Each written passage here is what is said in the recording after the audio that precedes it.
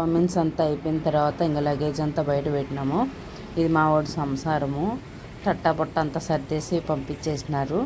ఇంకా అది అయిపోయిన తర్వాత కొంచెం సామాన్ కావాలంటే బజార్లోకి వెళ్ళి తీసుకొచ్చినాను. అంగ ఇంటికైతే వెళ్ళడమే.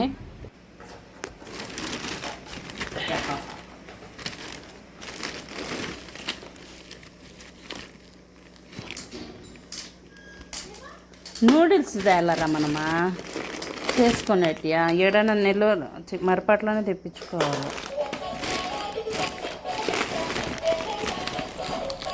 జోలో చిప్ లాగా ఉంటుంది తెలుసులే.